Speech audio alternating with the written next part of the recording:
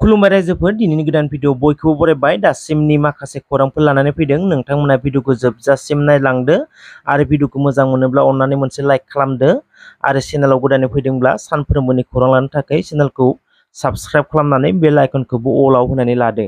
अब्ला दासिमनि खौरांफोरा क'क्राझाराव थानाय रुपनाथ ब्रह्म सिभिल हस्पिटालखौ बोखारनानै मेडिकेल कलेज खालामनो नागिरनायनि हेंथायै बारग' मन्थ्रि प्रमिला रानी ब्रह्मआ धरनानि हाबाफारि लानायखौ नुनो मोन्दों। क'क्राझाराव थानाय रुपनाथ ब्रह्म सिभिल हस्पिटाला क'क्राझाराव थानाय रायजो राजानि थाखाय मोनसे आंगो बायदि, जेराव बे हस्पिटालखौ बोखानानै मेडिकेल कलेज खालामनो नागिरनायाव सिगांनि समावबो गोबां रायजोफोरा धरना होनायखौ नुनो मोनबोदोंमोन। बारग' मन्थ्रि प्रमिला रानी ब्रह्म बिथाङा बुंदों, रुपनाथ ब्रह्म सिभिल हस्पिटाला बर'नि जारिमिनारि गंसे सिभिल हस्पिटाल, जि समाव रुपनाथ ब्रह्मआ ब्रिटिशफोरजों नांबोदोंमोन आरो सरकारजों थाफानानै क'क्राझाराव थानाय रायजो राजाफोरनि थाखाय बे सिभिल हस्पिटालखौ लुखांनानै गालांदों। गोदो गोदायनिफ्रायनो बर'आनो जा गुबुन हारियानो जा बे हस्पिटालाव रायजो राजाफोरा फाहामथाय लाबोदों आरो बे हस्पिटालखौ अरायबो फोथांना लाखिनांगौखौनो रायजो राजाया हामजायो। अब्लालाय सरकारा मानो बोखारनो नागिरदों बे हस्पिटालखौ होननानैबो सोंलु खालामदों बिथाङा। मेडिकेल कलेजआ जाबाय बर' फिसाफोरा आन्दलन खालामनानै मोननाय गंसे मेडिकेल कलेज। बेयो एक्सट्रा जानांगौ, नाथाय थाखानाय रायजो राजानि आंगो हस्पिटालखौ मानो बोखारनांगौ? बारग' मन्थ्रि प्रमिला रानी ब्रह्मनि गोख्रों अजद। मेडिकेल कलेजआ गोनांथि, नाथाय गोदो गोदायनिफ्राय रायजो राजाया बाहायबोनाय रुपनाथ ब्रह्म सिभिल हस्पिटाला थाथारनांगौ।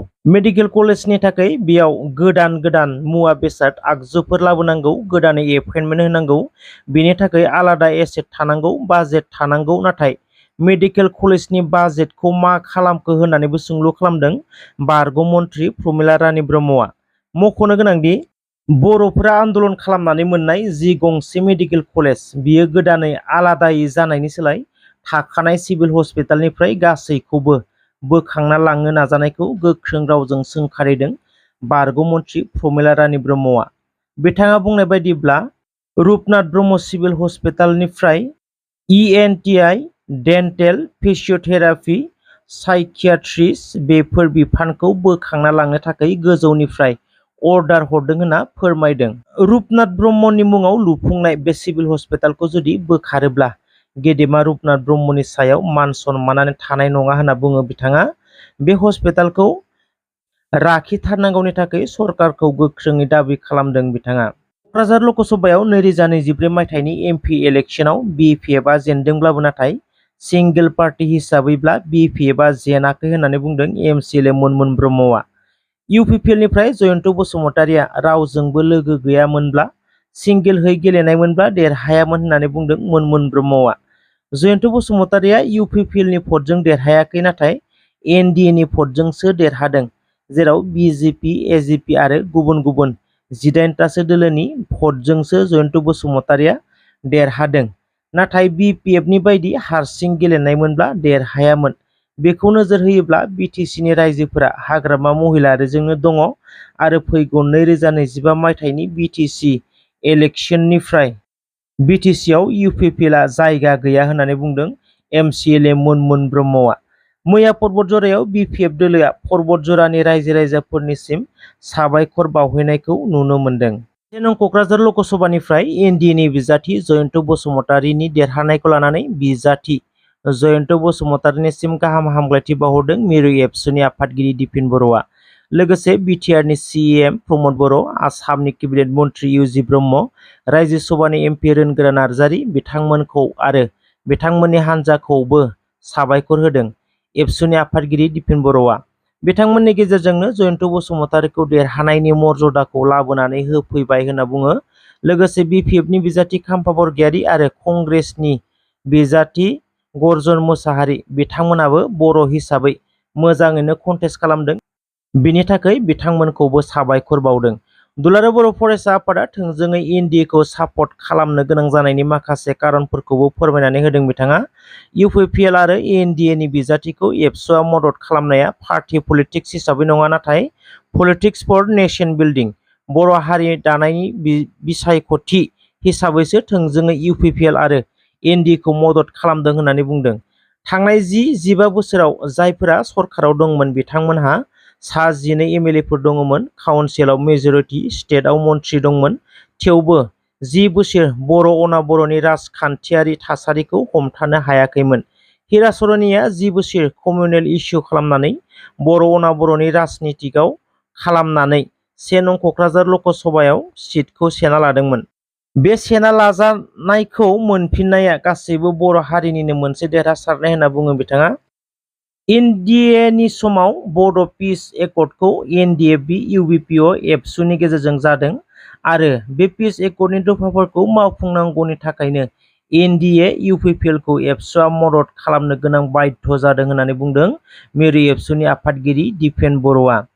एनडिए गोदान सरकारनिसिम एबसुआ दाबि खालामदों केबिनेट मिनिस्टार नङाब्ला मिनिस्टार अफ स्टेट बेखौ दाबि खालामदों होनना फोरमायदों बिथाङा।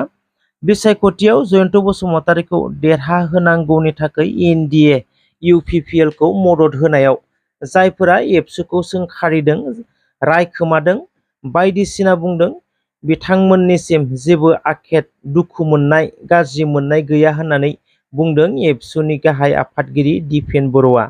आसामाव 4 बिधानसभा मासि आरो 2 रायजो सभा मासियाव उफेरा बिसायख'थि जाफिनसिगोन।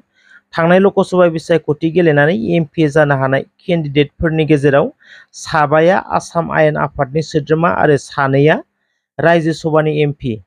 संसदआव सायख'जानाय 7 एमएलएफोरा टलानि एमएलए आरो हान्थामेलानि मन्थ्रि परिमल चक्रबैद्य, बिहालिनि एमएलए रनजित दत्त, सामगुरिनि एमएलए रुकिबुल हुसेन, सिडली बियाबनि एमएलए जयन्त बसुमतारी आरो बङाइगावनि एमएलए मणिकुजुन चौधुरी।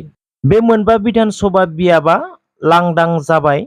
बे 4 बिधानसभा मासिया लांदां जाबाय। बेराफारसेथिं बे बारनि लकसभा बिसायख'थियाव रायजो सभानि मन्थ्रि सर्बानन्द सन'वाल आरो कामाख्या प्रसाद हासायाबो एमपि महरै सायख'जानायनि उनाव आसामाव रायजो सभानि मासिया लांदां जानानै थाबाय आरो बेफोर मासिफोरनि थाखाय उफ्रा बिसायख'थि खुंगोना रोखा जाबाय। दुलाराय बर' फरायसा आफादनि आफादगिरि दिपेन बर'जों लोगोसे माखासे मिरु एबसुनि दैदेनगिरिफ्रा नागालेण्ड कुहुमायाव थांनानै बड'लेण्डआव अरायथा गोजोननि थाखाय आरो नागा गोजोन सावरायनायनि आथिखालनि थासारिफोरखौ लानानै निकितु इरिलुजों सावरायलायहैदों होनना खौरां मोन्दों। मिथिनाय बायदिब्ला 6 सिडिउल ट्राइबेलफोरनि हानि मोनथाय आरो फरेस्ट कनजारभेशननि सायाव सावरायलायनाय जादों होनना मिथिनो मोन्दों। ससियेल मिडियायाव भाइरेल जानायनि उनाव सासे बर' लाइमोना गावनि जिउखौ फोजोबना लानाय खौराङा गोबांथार गोसारनायखौ नुनो मोन्दों। जिउ फोजोबना लानाय लाइमोननि दुखुथिया बिमाया मा फोरमायखो नोंथांमोना नायलांनो हागोन।